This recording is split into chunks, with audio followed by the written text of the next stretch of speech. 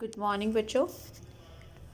आज के इस वीडियो में हमारा चैप्टर रहेगा consequences of breach of contract. यानी कि अगर कॉन्ट्रैक्ट को हम तोड़ते हैं, खंडन करते हैं, तो उसके क्या परिणाम होंगे और क्या रेमेडीज़ होंगी, मतलब क्या उपचार होंगे, क्या उसका इलाज क्या किया जाएगा। अगर ये प्रॉब्लम आ जाती है तो उसका क्या सोल्यूशन होगा। ओके, तो उसके लिए सबसे पहले आपको बताना होगा कि ब्रीच ऑफ कॉन्ट्रैक्ट क्या है। ये ब्रीच ऑफ कॉन्ट्रैक्ट हम पहले भी इसके बारे में बात कर चुके हैं। जब हमने डिस्चार्ज ऑफ कॉन्ट्रैक्ट का चैप्टर किया था तो उस समय एक पॉइंट आया था ब्रीच ऑफ कॉन्ट्रैक्ट का। आई होप आपको याद होगा। तो ब्रीच ऑफ कॉन्ट्रैक्ट का मतलब होता है कि जब दोनों पक्षकारों में से एक पक्षकार अपने दायित्व को पूरा करने से इनकार कर देता है या अपने दायित्व से मुंह मोड़ लेता है। ठीक है, यानी कि अपने प्रॉमिस को पूरा करने से मना कर देता है, तो उसे हम ब्रीच ऑफ कॉन्ट्रैक्ट कहते हैं। यानी कि उसने अपना प्रॉमिस तोड़ दिया, तो कॉन्ट्रैक्ट तोड़ दिया ना, तो कॉन्ट्रैक्ट का खंडन हो गया।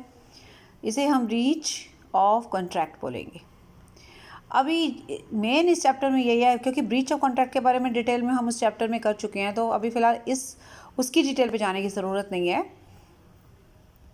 अब हम बात करेंगे सीधा रेमेडीज़ की, क्योंकि हम यहाँ कॉन्सिक्वेंसेस के बारे में बात कर रहे हैं, उसके परिणाम, उसके उपचारों के बारे में बात कर रहे हैं।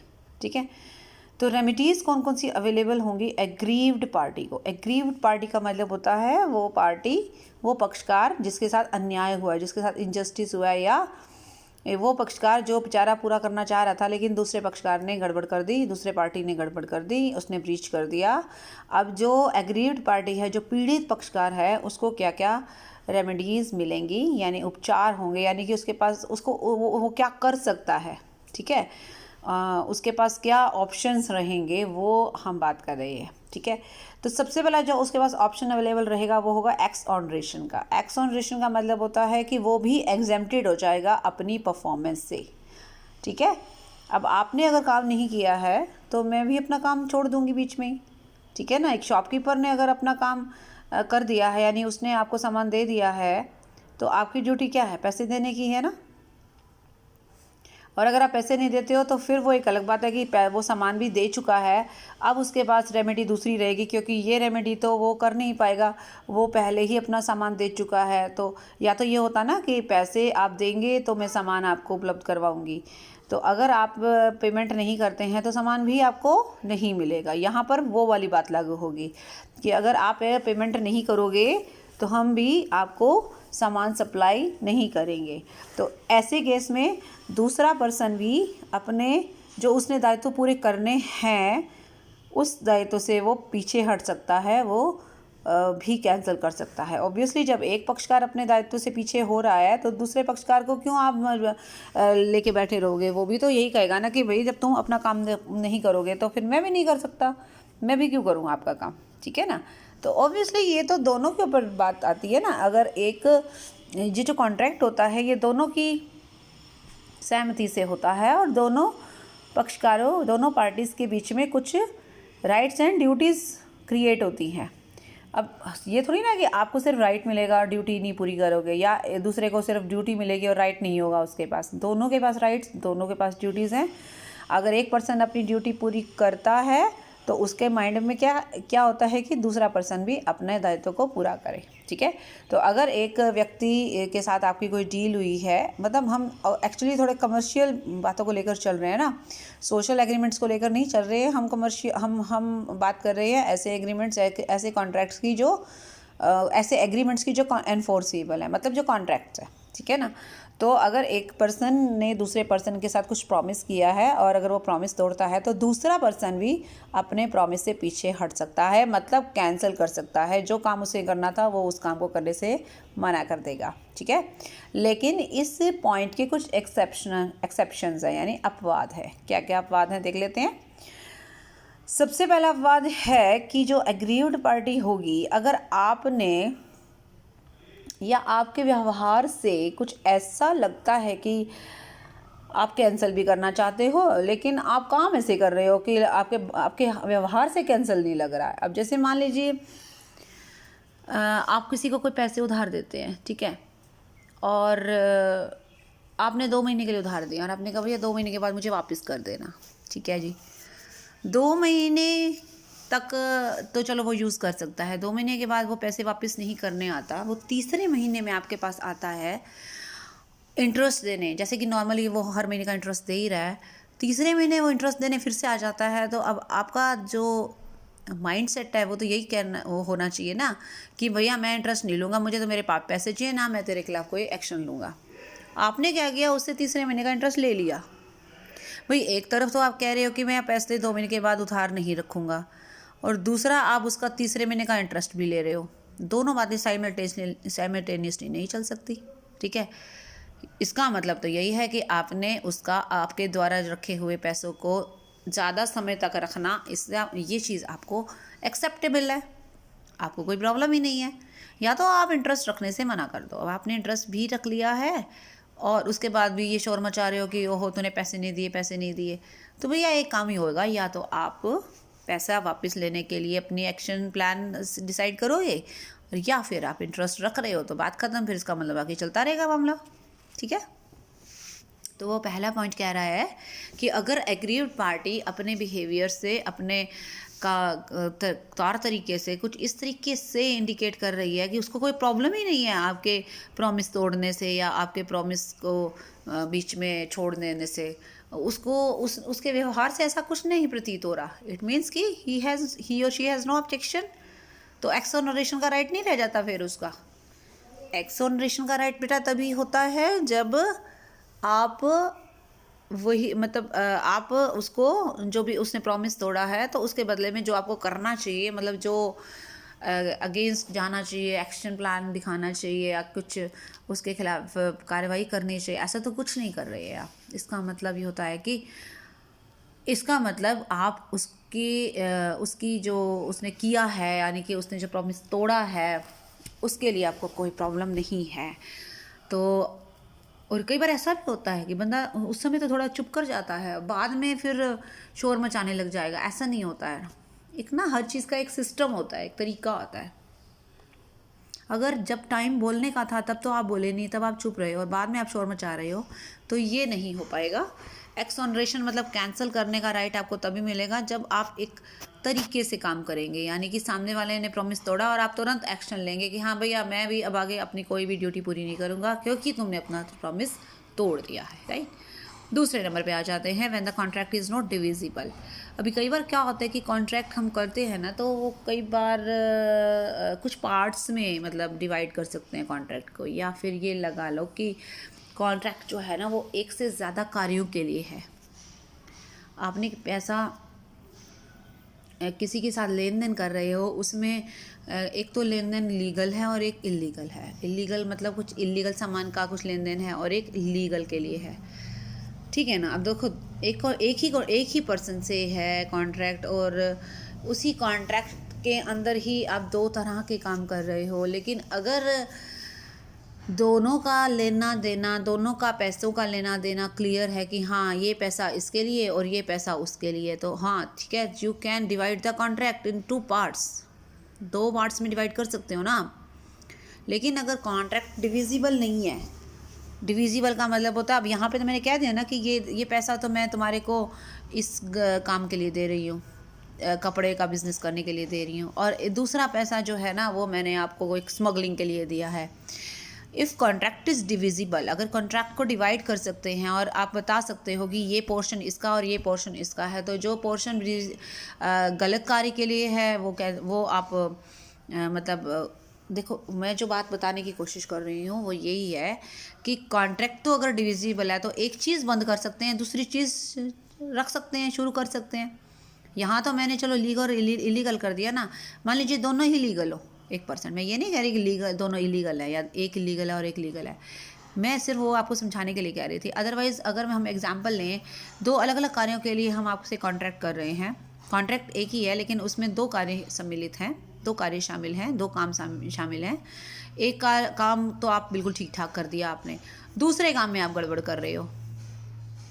जो दूसरे काम में आप गड़बड़ कर रहे हो तो मैं क्या कर सकती हूँ, उस कॉन्ट्रैक्ट के दूसरे पार्ट को कैंसिल कर सकती हूँ। पहला तो चलता रहेगा क्योंकि पहला तो आपने सही से सलामत कर ही दिया है, ठीक है। लेकिन ये तभी हो पाएगा जब कॉन्ट्रैक्ट को 2 पार्ट्स में हम डिवाइड कर सकते हैं।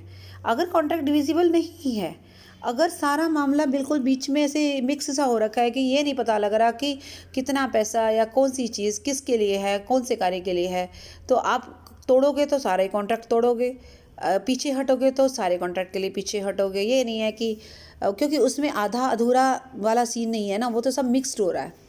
ठीक है, तो कॉन्ट्रैक्ट अगर डिविजिबल है देन आप पर्टिकुलर पार्ट के लिए पीछे हट सकते हो, बाकी का चलने दे सकते हो। भाई जहाँ वो गड़बड़ कर रहा है वही आप कैंसिल कर दो, बाकी आप चलने दो। लेकिन ये कब तब होगा जब you can divide the contract into various parts, right. Next क्या कह रहे हैं कि जो हम वो कह रहा है कि when without the fault of parties to the contract the circumstances change होता है and it is no more possible. कभी कभी क्या होता है कि मैं पूरा पॉइंट नहीं पढ़ रही क्योंकि मैं अपने हिसाब से समझ चुकी हूँ, आपको समझाने के लिए मैं अब आपको क्लियर कर देती हूँ। कभी क्या होता है कि दो लोगों में ठीक ठाक से कॉन्ट्रैक्ट हुआ, चल रहा है, काम शुरू हो गया। मकान, मान लो मकान बनाने के लिए आपने किसी को कॉन्ट्रैक्ट दिया है, उसने मकान बनाना स्टार्ट कर दिया है, ठीक है। अब कई बार क्या होता है कि काम करते करते बीच में कुछ सर्कमस्टांसेस ऐसे चेंज हो जाते हैं जो ना मेरे बस में है ना आपके बस में है। अभी जैसे मान लीजिए कोई स्ट्राइक हो जाती है इस तरीके की, बॉर्डर सील हो जाते हैं। जब मैं ये वीडियो रिकॉर्ड कर रही हूँ तो इन दिनों में क्या हो रहा है कि दिल्ली के बॉर्डर सील कर रखे हैं, ठीक है। अब क्या हो रहा है कि दिल्ली से जो भी सामान आना है अभी बंद हो रहा है, इधर से वहाँ नहीं जा सकता, वहाँ से यहाँ नहीं आ सकता, ठीक है। तो मान लीजिए कुछ लोगों का काम कुछ इस टाइप का है कि उनके दिल्ली से ही आना जाना है, उनका सामान का, उनका रॉ मटेरियल है, लेबर है और बहुत सारी बातें हैं। तो अब क्या है कि ये चीज़ें हमारे हाथ में है नहीं है। तो भाई जब जो सर्कमस्टांसेस आपके हाथ में है ही नहीं, which is beyond your reach, which is beyond your control, जो आपके नियंत्रण के बाहर है, ठीक है। जो चीज़ नियंत्रण के बाहर है उस पर ना मैं कुछ कर सकती ना आप कुछ कर सकते हैं, ठीक है। तो उस केस में तो भाई एक ब्रीच ऑफ कॉन्ट्रैक्ट नहीं बनता, यहाँ बनता है फ्रस्ट्रेशन वाला सीन, यहाँ बनता है डॉक्ट्राइन ऑफ फ्रस्ट्रेशन, नैराश्य। ओ माय गॉड, अब तो हो नहीं पाएगा, मैं क्या करूँ, मुझसे नहीं, मतलब मैं चाहती हूँ ये काम करना बट नहीं हो पाएगा, सरकार ने बैन कर दिया है, ठीक है। स्ट्राइक जो है ऑल ओवर नेशनल लेवल की स्ट्राइक हो गई है, लेबर कोई भी काम करने को तैयार नहीं। अब आप क्या करोगे, कुछ कर सकते हो नहीं। वो ब्रीच ऑफ कॉन्ट्रैक्ट नहीं होगा, वो डॉक्ट्राइन ऑफ फ्रस्ट्रेशन वाला सीन होगा, जो कि आप उसी चैप्टर में पढ़ चुके हैं जिसकी मैंने अभी जिक्र किया था, ठीक है। लेकिन अगर आपका कार्य ना करना आपके ही नियंत्रण की वजह से हो रहा है, यानी आप ही नहीं चाहते, आप ही जानबूझकर पीछे हट रहे हैं और सर्कमस्टांसेस ऐसे नहीं हैं जो आपके नियंत्रण में ना हो, तब मैं कह सकती हूँ कि आपने कॉन्ट्रैक्ट को तोड़ा है, ठीक है जी। नेक्स्ट पेज पे आ जाते हैं। एक इसमें रीज़न और एक एक्सेप्शन और रह गया है। वो एक्सेप्शन है कि थर्ड पार्टी अगर बीच में कहीं इन्वॉल्व हो गई है और उसकी वजह से अभी कॉन्ट्रैक्ट को आप बीच में नहीं छोड़ सकते। भाई सीधी सी बात है। कभी कभी क्या होता है कि हम दो लोग आपस में कॉन्ट्रैक्ट किया है, ठीक है, दो लोगों के कॉन्ट्रैक्ट के बीच में काम कुछ इस कदर और इस जगह पहुंच गया है कि तीसरे पर्सन को शामिल करना हमारे लिए ज़रूरी हो गया। मान लीजिए हम दो लोग आपस में कुछ ऐसा काम कर रहे हैं, उसके लिए हमने तीसरे बंदे से उधार लिया है, ठीक है। तीसरे आदमी ने ये देखा कि दो लोग कार्य कर रहे हैं, उसने मेरे या तुम्हारे को देखकर जो है उधार दे दिया, पैसा दे दिया, बिजनेस में लगाया है, जो भी किया। अब मान लीजिए मैं कहूँ जी मेरी तो तुमसे नहीं बनती है, मैं तो जा रही हूँ छोड़ के, मैं तुम्हारे साथ काम नहीं कर सकती, ठीक है। भाई मैं तुम्हारे साथ काम नहीं कर सकती हूँ, लेकिन वो जो तीसरे आदमी ने उधार हम दोनों को दी है उसको थोड़ी ना आप बीच में छोड़ सकते हो। तुम आपस में कॉन्ट्रैक्ट को ख़त्म कर सकते हो, लेकिन जो तीसरे आदमी ने गुड फेथ में आकर आपका साथ दिया है और जो तीसरा आदमी एंटर कर गया है, तो आप ना तो मैं कैंसिल कर सकती हूँ ना आप कह सकते हो हाँ उसका लेना देना कर दो क्लियर, उसका जाने दो, उसको पैसा दो जो उसका बनता है, उसके बाद तुम चाहे एक दूसरे के सर में लठ मारो। भाई सीधी सी बात है, एक मजाक का ही बात है वैसे तो, लेकिन जो बात सच है वो सच है कि भाई तीसरे पर्सन ने तो कुछ भी ऐसा नहीं सोच के किया था ना, नहीं उसका कोई कसूर है, राइट।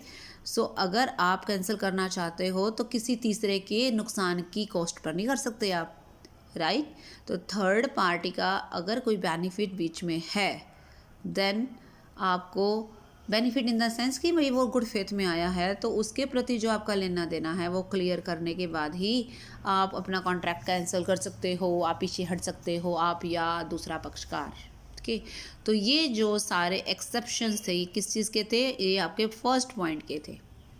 फर्स्ट पॉइंट कहता है कि भैया तूने काम नहीं किया, मैं भी कॉन्ट्रैक्ट कैंसिल कर दूंगा। ठीक है भाई, कर सकते हो, कोई दिक्कत नहीं, बट ये एक्सेप्शन होंगे तो कॉन्ट्रैक्ट मैं भी कैंसिल नहीं कर सकती और ना ही तुम कर सकते हो। ओके, नेक्स्ट पॉइंट पे आ जाते हैं, that is claim for damages.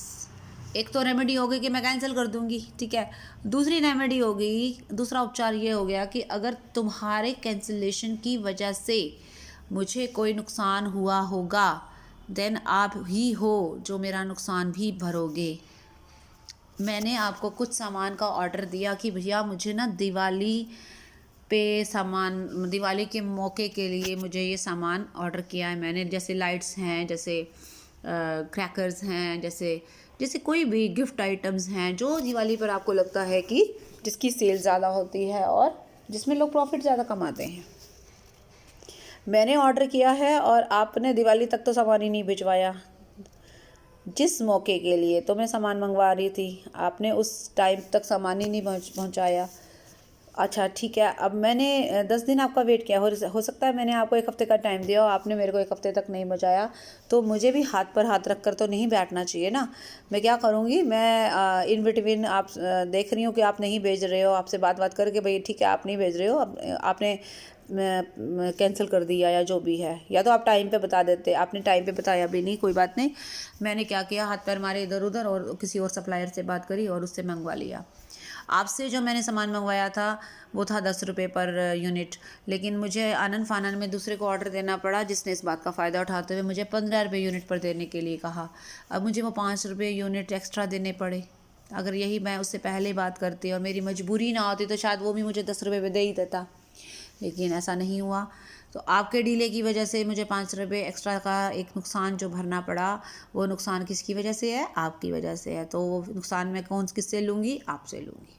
तो इसका मतलब अगर आपके कॉन्ट्रैक्ट को तोड़ने की वजह से मुझे कोई नुकसान होता है तो I have the right to claim that damage from you. Okay, चलिए जी नेक्स्ट आ जाते हैं, क्लेम फॉर क्वांटम मेरिट।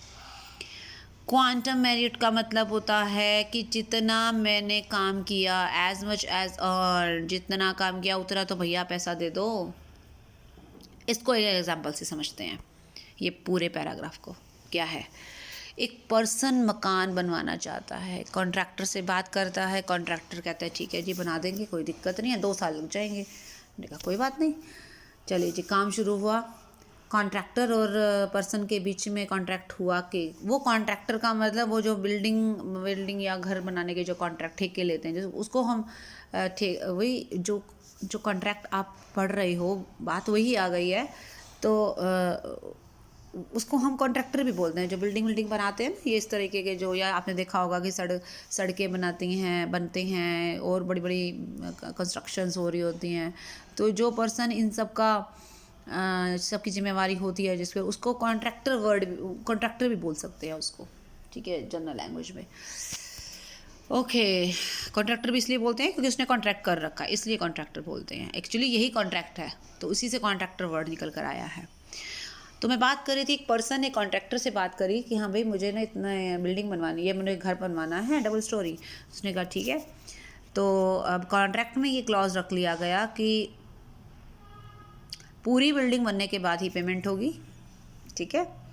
उससे पहले कॉन्ट्रैक्टर अगर बीच में छोड़ के चला जाता है कोई पेमेंट नहीं होगी, और अगर बीच में पर्सन उसको काम से हटा देता है तो जितना काम उसने किया होगा उसकी पेमेंट वो कर देगा, ठीक है।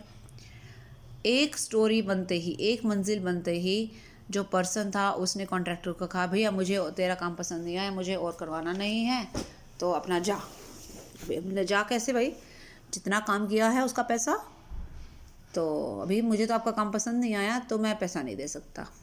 क्या आपको लगता है ये कुछ बात गले से उतरेगी इस कॉन्ट्रैक्टर के? बिल्कुल भी नहीं, ठीक है। काम पसंद ना आना या आना एक अलग बात होती है, उसके लिए आप पैसा थोड़ा बहुत काट सकते हो, या फिर उसको जैसे वो काम कर रहा है तो आप बीच बीच में टोक सकते हो। ऑब्वियसली ये चीज़ें तो हम करते ही हैं ना, कि जब कोई काम करवाते हैं हम तो देखते रहते हैं कि काम ठीक ठाक हो रहा है नहीं हो रहा। पूरी एक स्टोरी बनने के बाद आप कह रहे हो कि मुझे काम पसंद नहीं आया और आप जाओ, तो it is not feasible, right.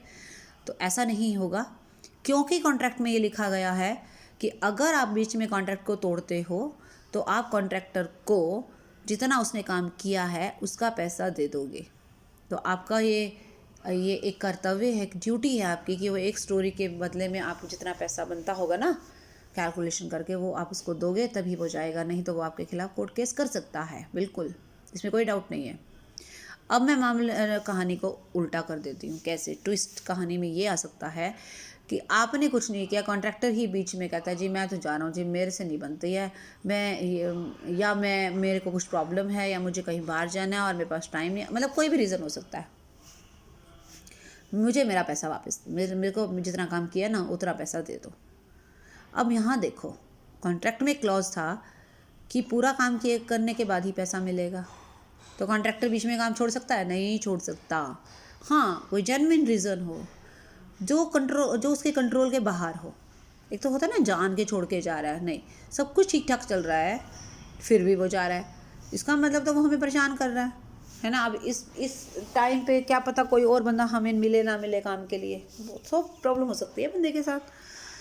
तो बीच में छोड़कर नहीं जा सकता वो, अगर वो जाता है बिना किसी जेन्युइन रीज़न के तो उसको कोई पैसा नहीं मिलेगा। लेकिन अगर कॉन्ट्रैक्ट में ये लिखा गया कि वो बीच में छोड़ के चला जाता है किसी रीज़न से, तो उसको उसने जितना काम किया है उसको पैसा मिलेगा तो मिलेगा, अदरवाइज़ नहीं मिलेगा। अगर ये लिखा गया है कि काम पूरा होने पर ही पैसा मिलेगा, तो बेटा काम पूरा होने पर ही पैसा मिलेगा, उससे पहले आप मांग नहीं सकते। ये नहीं कह सकते कि भैया एक स्टोरी बना दी है, पहले ये पैसा दो मैं तो तभी अगला स्टार्ट करूँगा, ये नहीं कह सकते आप। छोड़ के जाते हो तो बेशक जाओ, लेकिन खाली जाना पड़ेगा, मिलेगा कुछ नहीं आपको। तो बात समझ में आ गई। तो क्वांटम एरियोट का मतलब होता है as much as you earn, जितना कार्य किया है उतना मिल जाए, लेकिन ये तभी पॉसिबल है जब आपके कॉन्ट्रैक्ट के अंदर ये प्रोविज़न रखा गया होगा। अगर ये क्लियरली लिखा गया है कि काम पूरा हुए बगैर कोई पार्टी पैसे की हकदार नहीं है, तो मतलब नहीं है। ठीक है जी। तो जितनी बातें मैंने आपको बताई वो इस सारे 4-5 जो भी पैराग्राफ्स हैं ना, उस सब में यही बात है, इसी को एग्जाम्पल से डिस्कस किया गया है। ठीक है जी। Next is claim for specific performance. Specific performance, specific का मतलब होता है विशिष्ट, यानी कि एक पर्टिकुलर टाइप की चीज़। ठीक है। स्पेसिफिक परफॉर्मेंस, परफॉर्मेंस का मतलब निष्पादन।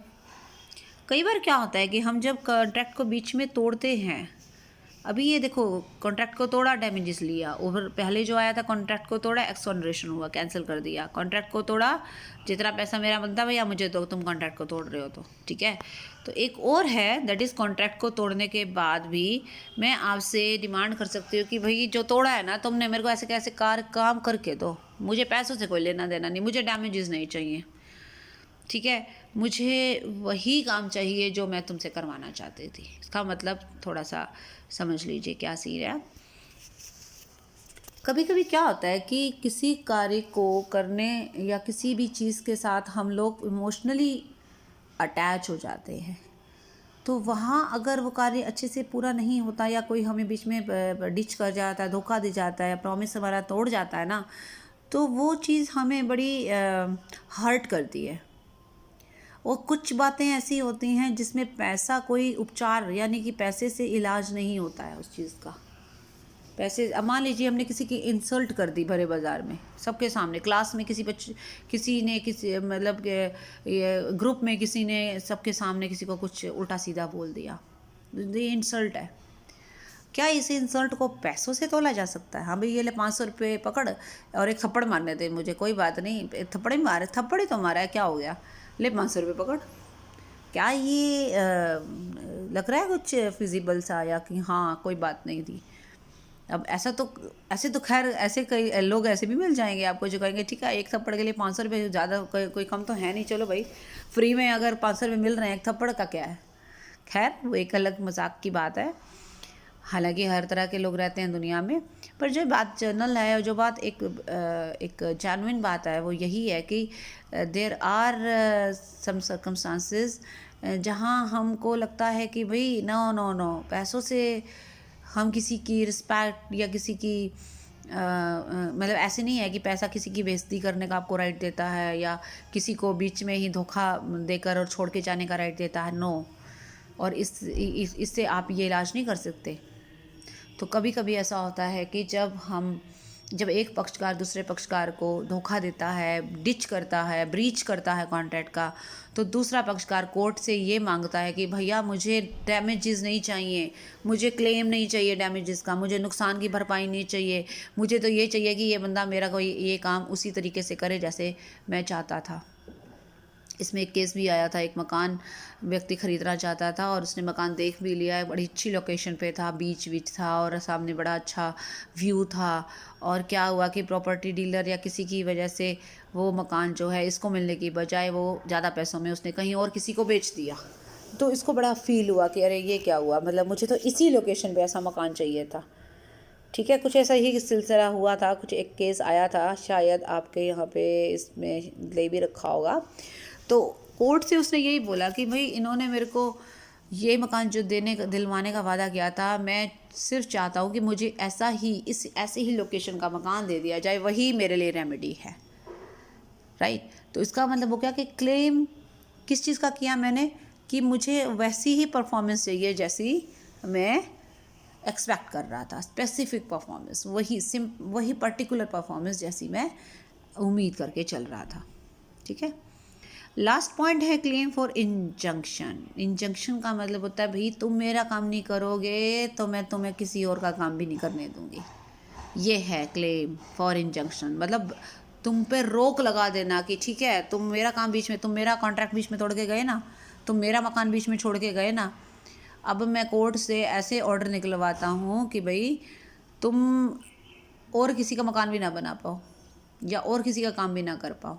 ऐसा होता है, ऐसा हो सकता है, ये भी बता दूं मैं आपको। कभी कभी क्या होता है, कोर्ट ऐसे डिसीज़न भी देती है क्योंकि उस कोर्ट से ये मांगा जाता है कि भाई हमें ये उपचार चाहिए, हमें पैसा नहीं चाहिए बदले में, हम ये अब जैसे मान लीजिए इसमें शायद एक एग्जांपल भी है कि एक सिंगर था, उसने एक स्टेज शो के लिए फाइनलाइज़ किया, अपनी डेट्स दे दी कि चलो इस डेट पर मैं आपके लिए स्टेज शो करूँगा, और वो नहीं पहुँचा तो भैया बड़ी बेइज्जती हुई है, टिकट्स बुक हो गई, सब कुछ हो गया, ऑडियंस भी आ गई और सिंगर ने आने से मना कर दिया। भाई बड़ा एम्बैरेसिंग सिचुएशन आ जाता है वो। तो क्लेम क्या किया गया कोर्ट के आगे कि भाई उस सिंगर को अब इतने टाइम तक, इतने साल तक किसी भी और फंक्शन में, किसी और ऑडियंस के सामने, किसी और डायरेक्टर के लिए या फिल्म प्रोड्यूसर के लिए या किसी भी चीज़ के लिए, मतलब उसको गाना गाने की इजाज़त नहीं मिली, कोर्ट से बैन कर दिया उसको कि भाई इतना टाइम तक जो है ना आप फिर ये काम कर ही नहीं पाओगे। तो उसे बोलते हैं क्लेम फॉर इंजंक्शन। सो आपने देखा कि हम लोग जब भी हमारा अनुबंध टूटता है तो सामने वाली पार्टी के अगेंस्ट हमें एक तो कैंसिल करने का राइट है कि भैया अगर तूने काम नहीं किया तो हम भी नहीं करेंगे। दूसरा, डैमेजेस अगर उसकी वजह से कोई नुकसान हुआ है वो लेने का राइट है। फिर है क्वांटम मेरिट का राइट है कि जितना हमने तेरा काम किया ना फिर उतना पैसा मुझे दे।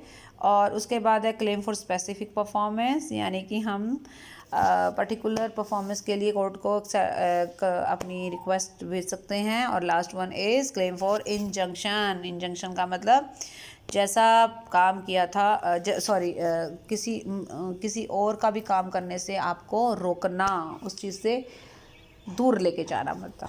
ठीक है, नेक्स्ट टॉपिक आ रहा है जी असेसमेंट ऑफ डैमेजेस का। अब ये जो जितने में ये यहाँ पे पॉइंट आया था ना, डैमेजेस, क्लेम फॉर डैमेजेस, इसी के बारे में डिटेल है थोड़ी सी। तो आपको जो नुकसान हुआ है और आप कहते हो कि जी मेरे नुकसान की भैया भरपाई करो, ठीक है कर देंगे। अब नुकसान कितना हुआ है, ये सवाल यही पैदा होता है कि नुकसान कितना है और कितने की भरपाई करनी है। नुकसान डिसाइड होगा तभी तो उसका आप पैसा ले पाओगे। ठीक है, तो एक दो बातें इसमें थोड़ा ध्यान रखनी है कि एक तो डैमेजेस कौन से होने चाहिए, दूसरा, डैमेजेस डायरेक्ट होने चाहिए, इनडायरेक्ट डैमेजेस का कोई रिकवरी नहीं होती। रिमोट डैमेजेस नहीं होने, रिमोट लॉस नहीं होना चाहिए, और एंटिसिपेटरी लॉस नहीं होना चाहिए। अब ये सारी चीज़ें मैं आपको एक एक करके बताती हूँ क्या सीन रहेगा। छोटा सा मैं एग्जांपल देती हूँ। मैंने अभी अभी आपको दिवाली का एग्जांपल दिया था। मैंने दिवाली के लिए कुछ सामान मंगवा रखा है और दिवाली आने में 10 दिन रह गए, अभी तक मेरे पास सामान नहीं पहुंचा है। तो मैं क्या हाथ पे हाथ रख के बैठी रहूँगी? नहीं, गलती है ना मेरी अगर मैं ऐसा करती हूँ। तो मैंने दूसरे सप्लायर से सामान भी मंगवा लिया, दिवाली पे अपना स्टॉल लगा लिया या जो भी मेरा है दुकान वकान, और मैंने सामान बेच दिया। अब मेरा एक बात बताइए, नुकसान कितना हुआ? नुकसान यही हुआ ना कि जो सामान मैंने आपसे मंगवाया था और वो मुझे कहीं और से मंगवाना पड़ा, वो जो रेट, जो प्राइस का डिफरेंस था, अगर प्राइस मान लो आप 10 रुपये पे दे रहे थे और मुझे 15 रुपये पे लेना पड़ा, तो 5 रुपये पर यूनिट का नुकसान तो ये हुआ, यही हुआ ना। इसके अलावा क्या नुकसान हुआ? मेरे ख्याल से इसके अलावा कोई नुकसान नहीं हुआ। आप सोच के देखिए, कोई है और नुकसान? और कोई नुकसान नहीं। हाँ, थोड़ी बहुत सिरदर्दी ज़रूर हुई है, वो हम अवॉइड कर सकते हैं, ठीक है, हो गया जी। एक तो ये नुकसान हो गया कि 5 रुपये पर यूनिट, 100 यूनिट मैंने आपको बोली थी, 100 ही मैंने उसको बोली है, तो 100 का ये लगा लो, 5 रुपये पर यूनिट के हिसाब से 500 रुपये बनता है, और 500 रुपये मैं आपसे रिकवरी कर लूँगी और ये मेरा राइट बनता है, ठीक है। चलिए जी, जो मैं बात अभी भी कर रही थी ना डायरेक्ट लॉस की, ये डायरेक्ट लॉस था, आपकी वजह से हुआ है। एक होता है इनडायरेक्ट लॉस। कैसे? आपने मुझे सामान नहीं भेजा, मैं इंतज़ार करती रही, मैंने कहीं और भी नहीं, मैंने और किसी से मंगाए बगैर, वो दिवाली निकल गई जी, और मैं आंसू बहा रही हूँ बैठ के कि ओ माय गॉड, वो कब आप सामान काश आ जाता तो मैं बेचती, और इतने में बिकता, मतलब 10 रुपये वाली चीज़ को अगर मैं 15 रुपये में बेचती तो इतना मेरा प्रॉफिट होता, इतना मेरा प्रॉफिट होता, समझे। ये जो होता है इसका कुछ कह नहीं सकते हैं, क्या पता आप इतने निकम्मे निकलते कि आपसे सामान एक भी ना बिकता। ये किसने कह दिया कि 100 यूनिट आपके पास आई और आपने 100 की 100 बेच दी? ये तो कोई नहीं कह सकता ना भाई। कहते हैं ना, वो कस्टमर का कोई सीन नहीं होता है, जो ग्राहक होता है, ग्राहक का कोई सिर पैर नहीं होता है। हो सकता है आपकी दुकान पे आपकी किस्मत इतनी ख़राब होती कि आपकी दुकान पे वैसे ही कोई ना चढ़ता, कुछ कह नहीं सकते, ठीक है। तो हम ये नहीं कह सकते कि तेरे सामान ना देने की वजह से, एक तो मेरे को जो है ना इतना लॉस, जो इतना मैं प्रॉफिट कमाती ना, मान लो मैं अगर तो मुझे सामान बेचता तो मैं उसको 15 रुपये में बेचती, तेरी 100 यूनिट को 15 में बेचने का मतलब होता कि 500 रुपये मेरे को प्रॉफिट हो जाता। अब तेरी वजह से मुझे वो लॉस हो गया, तो वो 500 रुपये का लॉस दे भाई मुझे। तो वो कहेगा, वो क्या कहेगा? क्या आपको लॉस देगा? लॉस का रिकवरी देगा? बिल्कुल नहीं देगा, क्योंकि ये इनडायरेक्ट लॉस है, इनडायरेक्ट डैमेज है। आपने पहले तो बात ये देखनी है कि आपने अपने लॉस को कम करने की कोशिश क्या की। पहली तो बात है कि वो लॉस ही नहीं है, जो एंटिसिपेटरी प्रॉफिट बोलते हैं उसको, जो प्रॉफिट हो सकता था, हुआ तो नहीं ना, अनुमान किया आपने सिर्फ। ऐसे अनुमान तो पता नहीं हम क्या कर सकते, काश मैं प्रेसिडेंट होती, मैं प्राइम मिनिस्टर होती, अगर मैं प्राइम मिनिस्टर होती तो मैं ये करती, मैं वो करती। ये सब चीज़ें सिर्फ मतलब सोचने में तो अच्छी लगती हैं, या लेकिन जो प्रैक्टिकली बात होती है, वो प्रैक्टिकल चीज़ें अलग होती है, ठीक है ना। तो आप अपनी सोच को किसी पे नहीं लाद सकते। हाँ, आपकी 10 रुपये की चीज़ को मैंने दूसरे से 15 रुपये में मंगाया, वहाँ मुझे 5 रुपये का लॉस ज़रूर हुआ, वो आपकी वजह से हुआ, वो आपकी से रिकवरी में ले सकती हूँ, ठीक है। या मान लीजिए दूसरा एग्जाम्पल देती हूँ कि आपसे एक मशीन, एक केस इसमें है, आप देखना अच्छे से पढ़ना। इसमें एक यही केस था कि एक फैक्ट्री थी, उसमें कुछ मशीनें थी, वो ख़राब हो गई, मशीनें ठीक करने के लिए दे दी, मशीनें ठीक हो के आई नहीं, तो आप अपना आराम से फैक्ट्री बंद करके घर में मज़े से सोते रहे। तो ये ऐसे तो कैसे नहीं, ऐसे चलेगा।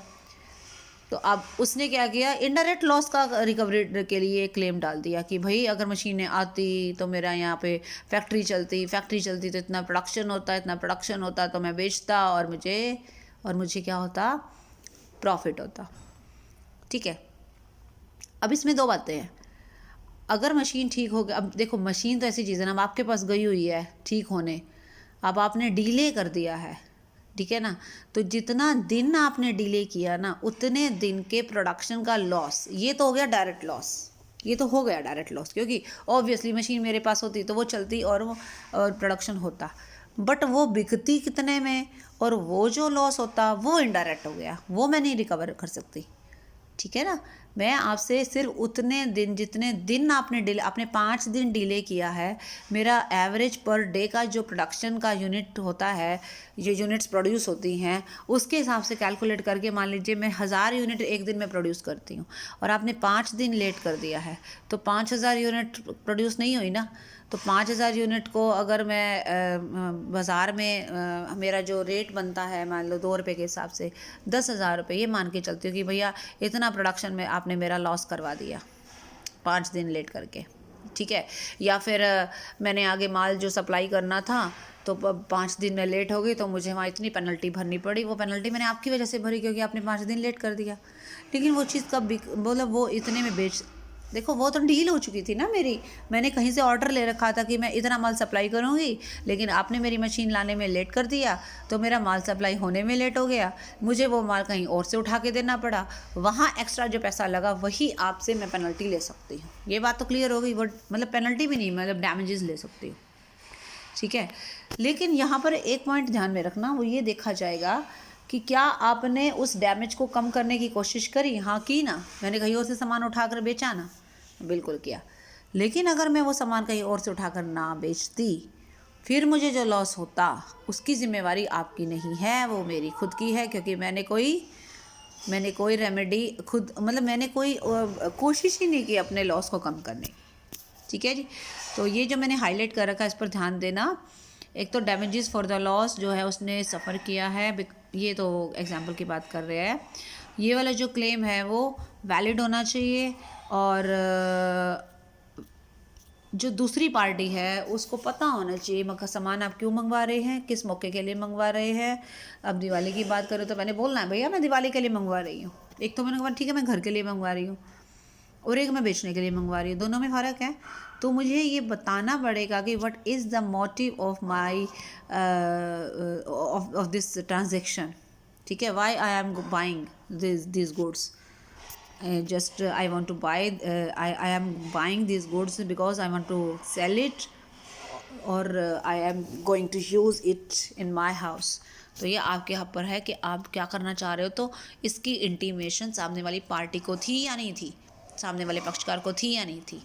अगर सामने वाले को पक्षकार थी और उसके बाद नुकसान होता है तो वो क्लेम देगा, वरना नहीं देगा वो, ठीक है जी। तो ये जितने भी पॉइंट मैंने बोले ये सारे 2-4 यहाँ पे पॉइंट उन्होंने रिपीट कर रखे हैं। ब्रीच ऑफ कॉन्ट्रैक्ट में एग्रीड पार्टी जो है ऐसे डैमेजेस देगी जो नेचुरली है, ठीक है। मतलब ऑब्वियसली नेचुरल तो होते ही है ना, मतलब नेचुरल का मतलब वो प्राकृतिक वो वाले नेचर की बात नहीं कर रहे हैं। नेचुरल का मतलब होता है कि अब आपने नहीं दिया, लेट हो गया, मुझे कहीं से उठाना पड़ा, वो चीज़ों की बात कर रही हूँ, ठीक है। दूसरा आपके जो भी प्रॉब्लम थी वो सामने वाली पार्टी की नॉलेज में थी। अभी बताया ना मैंने कि मैं किस पर्पस के लिए सामान मंगवा रही हूँ, वो पर्पस आपको सामने वाली पार्टी को बताना पहले ही पड़ेगा। और ये जो कॉम्पनसेशन है ये रिमोट यानी इनडायरेक्ट लॉस का नहीं होना चाहिए, ये डायरेक्ट लॉस का होना चाहिए, ठीक है। और दूसरा वो कह रहा है कि आपके पास ये भी ध्यान में रखा जाएगा कि जब ये लॉस हो रहा था तो कौन कौन से ऐसे साधन विद्यमान थे, कौन कौन से ऐसे साधन थे आपके पास इस प्रॉब्लम को सॉर्ट आउट करने के लिए। मान लीजिए मेरे पास लेबर स्ट्राइक पे चली गई है, कोई बात नहीं, सारी दुनिया तो स्ट्राइक पे नहीं चली गई ना, आप दूसरी लेबर का इंतज़ाम कर सकते थे। अगर बिजली का प्रॉब्लम था आप जनरेटर का इंतज़ाम कर सकते थे। ये सारे साधन ही तो हैं जो आप अपनी इनकन्वीनियंस, आप अपनी असुविधा को दूर करने के लिए इस्तेमाल कर सकते थे, बट आपने कोशिश ही नहीं की। भाई आपकी कोशिशें तो ज़रूर मैटर करेंगी, ठीक है। तो हम लोगों को ऐसा कोई क्लेम या ऐसा कुछ नहीं मिलेगा जिसमें आपने ये देखो मैंने हाईलाइट किया है, अगर पक्षकार कोई भी ऐसी कोशिश करता ही नहीं है कि अपना लॉस कम कर सके तो आपको कोई डैमेज का क्लेम नहीं मिलेगा, क्योंकि डैमेज आपका खुद का ही क्रिएट किया हुआ। वैसे हिसाब से तो भाई सामने वाले ने तो गलती की सो की, आपने क्या किया, आपने तो उस गलती को बनाए रखा, उसको ख़त्म करने की कोशिश ही नहीं की, ओके। उसके अलावा आपको जो भी डैमेज मिलेगा ये ध्यान में रखना रीजनल अमाउंट का मिलेगा, रीजनेबल अमाउंट का मिलेगा। अच्छा कई बार क्या होता है कि कॉन्ट्रैक्ट होता है ना, कॉन्ट्रैक्ट में पहले से डिसाइड कर लेते हैं कि भाई देख अगर 10 दिन के अंदर अंदर तुमने माल नहीं दिया ना और मुझे इतना नुकसान हो सकता है तो तुझे वो ये नुकसान पे करना होगा। अगर वो मान जाता है, कॉन्ट्रैक्ट हो जाता है, तो उसका मतलब अगर वो लेट करता है तो वो उतना नुकसान का पे करेगा जितना हमने कॉन्ट्रैक्ट में लिखा है। कॉन्ट्रैक्ट में लिखे हुए अमाउंट से ज़्यादा ऑब्वियसली डैमेज का जो कैलकुलेशन किया है आपने वो कॉन्ट्रैक्ट में लिखा होगा, तो कॉन्ट्रैक्ट में लिखी हुई अमाउंट से ज़्यादा का डैमेज का क्लेम आप नहीं कर सकते, राइट। ठीक है, कभी कभी ऐसा भी हो सकता है अमाउंट लिखा है 5,000 का, नुकसान हुआ है 3,000 का, तो 3,000 ही दोगे, फिर 5,000 क्यों दोगे जब नुकसान ही एक्चुअल 3,000 का हुआ है। ठीक है, लेकिन ये जो मैंने ग्रीन लाइट से हाईलाइट किया है वो चेक करना, एक बेल बॉन्ड होता है और एक रिकॉग्निजेंस होता है। ये क्या होता है, थोड़ा देसी लैंग्वेज इस्तेमाल करूँगी, आपने देखा होगा ज़मानत के कई बार कोर्ट वोर्ट में कुछ ना कई बार ये बॉन्ड भरते हैं ज़मानत के लिए कि भाई मैं फलानी डेट पर कोर्ट में उपस्थित हो जाऊंगा, नहीं तो ये मेरा बॉन्ड है, ये मेरे पर पेनल्टी लगाई जाए। तो 5,000 रुपये, 10,000 रुपये या जो भी कोर्ट कहती है उतने की ज़मानत के मतलब उतने का एक ना बॉन्ड भरा जाता है। ठीक है, तो अगर वो पर्सन कोर्ट में उपस्थित नहीं होता तो उसको उतना पैसा देना पड़ता है। यहाँ पर जितना आपने बेल बॉन्ड भरा है ना, यहाँ पर रीज़नेबल का कोई चक्कर नहीं है। यहाँ पे जितना का अमाउंट भरा होगा वो अमाउंट जो है आपको डिपॉजिट कराना होगा। यहाँ पे एक छोटा सा एग्जांपल भी दे रखा है कि ए ने बॉन्ड दिया है कोर्ट में अपीयर होने के लिए कि इस डेट पर अपीयर होएगा, वही जो मैं आपको बता रही थी, और 5,000 रुपये देगा अगर वो नहीं उपस्थित होता है। तो ये थोड़े से जो कोर्ट के थ्रू बॉन्ड भरे जाते हैं ना, मतलब एक बॉन्ड का मतलब होता है कि बॉन्ड वैसे एक तो होते हैं जो आपने सिक्योरिटी सुनी होगी, शेयर्स, डिवेंचर्स, बॉन्ड्स, वो क्या होते हैं एक्चुअली, वो कहीं ना कहीं उसका जो नाम रखा गया उसी वजह से ही रखा गया कि एक श्योरिटी दी जाती है कि भाई अगर मैंने ये काम नहीं किया ना तो मैं इतना पैसा मैं हर हालत में दे दूँगा, या मैं मेरे पर मतलब एक तरह से जो डिपॉजिट कराया गया एडवांस में ही करवाते हैं बल्कि डिपॉजिट, कि भाई ये बेल भर के जाओ।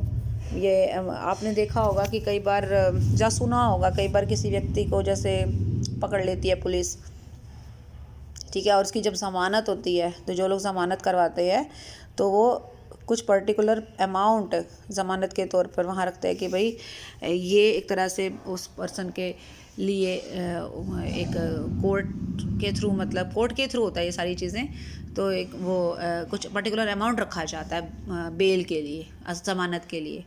तो अगर अमाउंट पहले से फिक्स है तो उस अमाउंट से कम ज़्यादा नहीं हो सकता। ठीक है, अगर फिक्स नहीं है फिर रीज़नेबल का ध्यान में रखना पड़ेगा।